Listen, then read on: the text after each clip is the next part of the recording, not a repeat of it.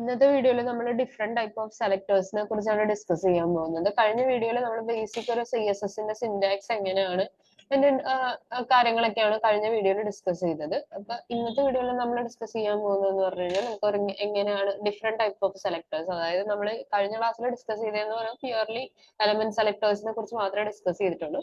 എന്തൊക്കെയാണ് സെലക്ടർ, ഏതൊക്കെ type selector ആണ് ഉള്ളത്, അതെങ്ങനെയൊക്കെയാണ് കൊടുക്കുന്നത് എന്നുള്ളതാണ് ഇന്നത്തെ വീഡിയോയിൽ ഡിസ്കസ് ചെയ്യാൻ പോകുന്നത്.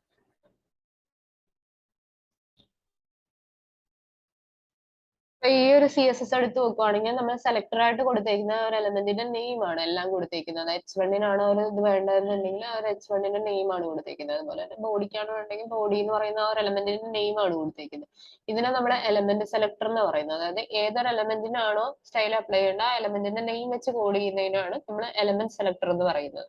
അപ്പൊ എന്ന് പറഞ്ഞാൽ നമ്മുടെ ഒരു പർട്ടിക്കുലർ HTML പേജിന്റെ അകത്ത് എത്ര H1 ഉണ്ടോ അതിനെല്ലാത്തിനും ഈ H1-ന്റെ അകത്ത് കൊടുത്തേക്കുന്ന സ്റ്റൈൽ അപ്ലൈ ആവും. അതുപോലെ തന്നെ പർട്ടിക്കുലർ ഒരു HTML പേജിന്റെ അകത്ത് എത്ര പാരഗ്രാഫ് ഉണ്ടോ അതിനെല്ലാത്തിനും എന്താകും, ഈ സെയിം സ്റ്റൈൽ തന്നെ അപ്ലൈ ആയിപ്പോ. ഇനി നമുക്ക് എന്ന് പറഞ്ഞാൽ നെക്സ്റ്റ് ടൈപ്പ് ഓഫ് സെലക്ടർ വരുന്നത് കോമ്പിനേറ്റർ സെലക്ടർ ആണ്. കോമ്പിനേറ്റർ സെലക്ടർ എന്ന് പറയുന്നത് എനിക്കിപ്പോ H1 ഉണ്ട്, H2 ഉണ്ട് എന്ന് വിചാരിക്കാം.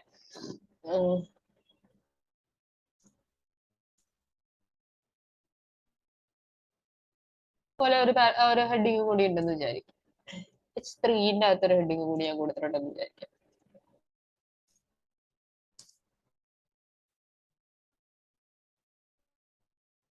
ഓക്കെ, അപ്പൊ ഈ ഹെഡിങ്സിന്റെ അകത്ത് നമുക്കെന്ന് പറഞ്ഞു കഴിഞ്ഞാൽ ഇത് കൊടുക്കുമ്പോഴത്തേനും എന്ന് പറഞ്ഞു കഴിഞ്ഞാൽ നമുക്ക് ഈ H1-നും H2-നും H3-നും ഏകദേശം സെയിം സ്റ്റൈൽസ് അപ്ലൈ ചെയ്യണം, സെയിം കളർ വേണം, അല്ലെങ്കിൽ എനിക്ക് എന്താണ് സെയിം എന്താണ് ഫോണ്ട് സ്റ്റൈല് വേണം എന്ന് വിചാരിക്കാം.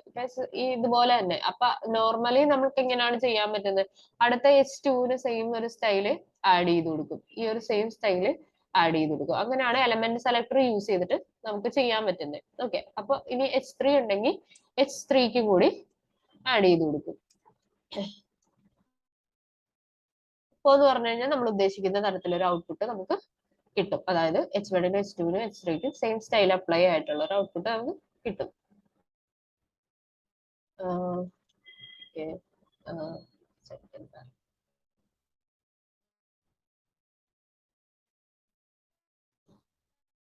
എക്സാമ്പിൾ 1 സേവ് ചെയ്തിട്ട് HTML സേവ് ചെയ്യാത്ത.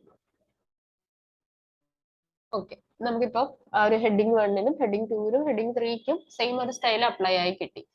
ഇതിന് പകരമായിട്ട് ഇതെന്ന് പറഞ്ഞാൽ എലമെന്റ് സെലക്ടർ യൂസ് ചെയ്തിട്ടാണ് നമ്മളിപ്പോ ചെയ്തേക്കുന്നത്. ഇതിന് പകരമായിട്ട് നമുക്ക് കോമ്പിനേറ്റർ സെലക്ടർ യൂസ് ചെയ്യാം. അതെന്ന് പറഞ്ഞു കഴിഞ്ഞാൽ ഇങ്ങനെ നമുക്ക് താഴെ താഴെ സെയിം സ്റ്റൈൽ കൊടുക്കേണ്ട ആവശ്യമില്ല. സെയിം സ്റ്റൈലാണ് അതിന് അപ്ലൈ ചെയ്യേണ്ടതെങ്കിൽ പിന്നെ കോമ ഇട്ട് കൊടുത്താൽ മതി. H1 comma, H2 comma, H3 കൊടുത്തു കഴിഞ്ഞാൽ നമുക്ക് സംഭവം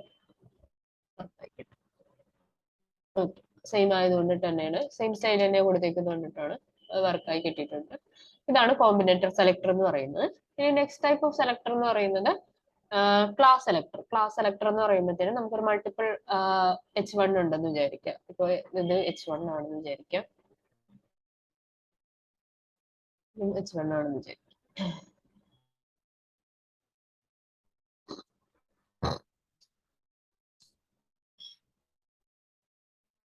ഒരു ഹെഡിങ് കൂടി കൊടുക്കണേ.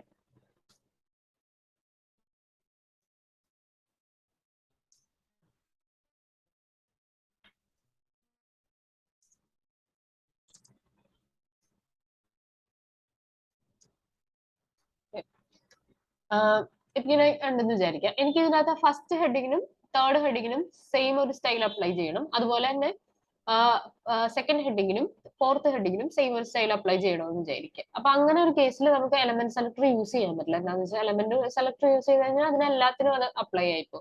അപ്പൊ അങ്ങനെ ഒരു കേസിൽ യൂസ് ചെയ്യാൻ പോകുന്ന ഒരു സെലക്ടറാണ് ക്ലാസ് സെലക്ടർ എന്ന് പറയുന്നത്. ക്ലാസ് കൊടുക്കുക, ക്ലാസ് എന്ന് പറയുന്ന ഒരു ആട്രിബ്യൂട്ട് പോലെ ഇവിടെ നമ്മുടെ സ്റ്റാർട്ടിംഗ് ടാഗിന്റെ അകത്ത് കൊടുക്കുക, എന്തെങ്കിലും ഒരു ക്ലാസ് നെയിം കൊടുക്കുക. ഞാൻ H1 എന്ന് കൊടുത്തു. എന്നിട്ട് അത് തന്നെ എവിടെയും കൊടുക്കുക, സെയിം സ്റ്റൈൽ അപ്ലൈ ആയി വരേണ്ടടുത്ത് സെയിം ക്ലാസ് നെയിം കൊടുക്കുക. നമുക്ക് മൾട്ടിപ്പിൾ എലമെന്റ്സിന് സെയിം ക്ലാസ് നെയിം തന്നെ കൊടുക്കാം, സെയിം സ്റ്റൈലാണ് അതിന് അപ്ലൈ ചെയ്യേണ്ടതെങ്കിൽ. ഇനി മറ്റേതിന് വേറൊരു ക്ലാസ് നെയിം കൊടുക്കുക, H2 എന്ന് കൊടുത്തു. അതുപോലെ തന്നെ ആ സെയിം സ്റ്റൈൽ വരേണ്ടതിന് സെയിം ക്ലാസ് നെയിം കൊടുക്കുക. ഓക്കെ, സേവ് ചെയ്യുക. എന്നിട്ട് ഇതിനെ CSSന്റെ അകത്ത് നമ്മൾ കോൾ ചെയ്യുന്ന സമയത്ത് ആ ക്ലാസിന്റെ നെയിം മാത്രം കോൾ ചെയ്താൽ പോരാ, പകരം ഒരു ഡോട്ട് വെച്ച് പ്രിസീഡ് ചെയ്തിട്ട് വേണം സ്റ്റാർട്ട് ചെയ്യാനായിട്ട്. ഓക്കെ, അങ്ങനെ കൊടുത്തിട്ട് വേണം കൊടുക്കാനായിട്ട്. ഇതാണ് ക്ലാസ് സെലക്ടർ എന്ന് പറയുന്നത്. ക്ലാസ് സെലക്ട് ചെയ്യുമ്പോൾ എപ്പോഴും നമ്മൾ അങ്ങനെ ഡോട്ട് വെച്ചിട്ടായിരിക്കും സ്റ്റാർട്ട് ചെയ്യുക. ഇനി നമുക്ക് വേണമെങ്കിൽ അതിനൊരു കളർ കൊടുക്കുക.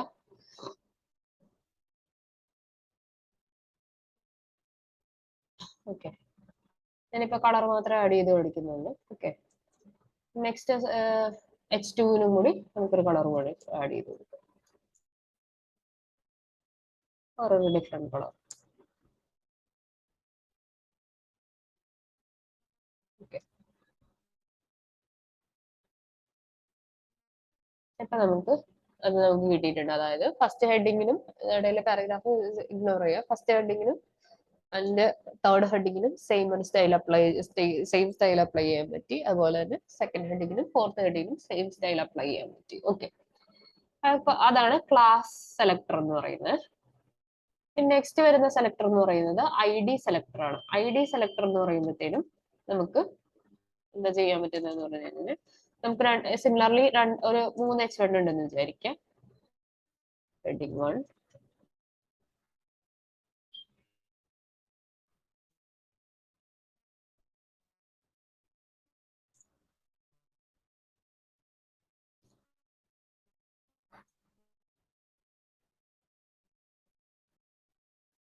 ഒരു 3 ഹെഡിങ് കൊടുത്തിട്ടുണ്ടെന്ന് വിചാരിക്കാം. എന്നിട്ട് അതിൻ്റെ അകത്തേക്ക് നമുക്ക് ഇനി സ്റ്റൈൽ ആഡ് ചെയ്യുമ്പോഴത്തേനും നമുക്ക് മൂന്ന് ഡിഫറെന്റ് കളറിൽ കാണിക്കണം, അല്ലെങ്കിൽ 3 ഡിഫറെന്റ് സ്റ്റൈൽ എനിക്ക് ആഡ് ചെയ്യണം മൂന്നിനും.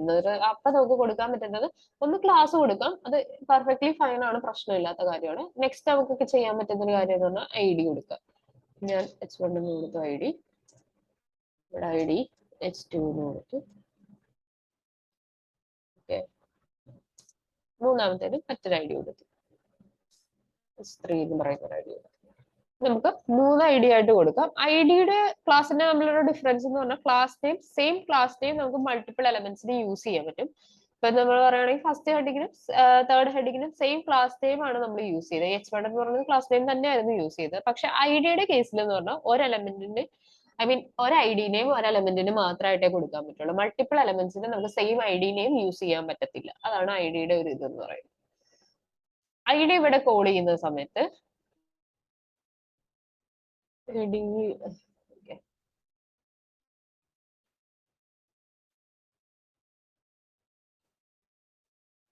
ID കോൾ ചെയ്യുന്ന സമയത്ത് നമ്മൾ ക്ലാസ് കോൾ ചെയ്തപ്പോൾ ഡോട്ട് വെച്ചിട്ടാണ് കോൾ ചെയ്തേക്കുക. ID ഹാഷ് വെച്ചിട്ടാണ്, ഹാഷ് ID നെയിം ആയിട്ടാണ് കൊടുക്കേണ്ടത്. നോർമലി CSS കൊടുക്കുന്ന മാതിരി തന്നെ.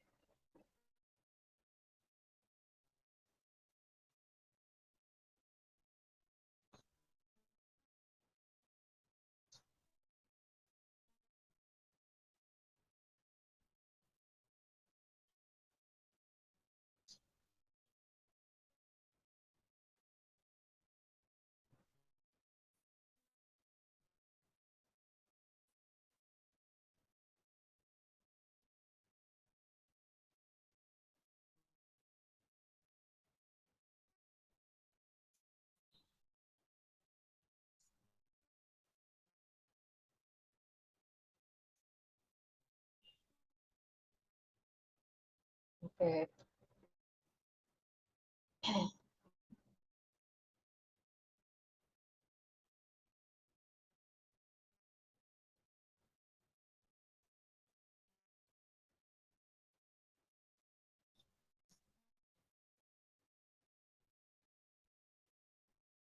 നമുക്ക് ഒരു ഹെഡിങ് 1, ഹെഡിങ് 2, ഹെഡിങ് 3 ഡിഫറെന്റ് സ്റ്റൈൽസിൽ നമുക്ക് എന്താണ് ID സെലക്ടർ യൂസ് ചെയ്തിട്ട് നമ്മൾ ചെയ്തിട്ടുണ്ട്. ഓക്കെ, അത്രയാണ് നമുക്ക് മെയിൻലി വരുന്ന സെലക്ടേഴ്സ്. അത്രയാണ് ഇന്നത്തെ വീഡിയോ വരുന്നത്. Thank you.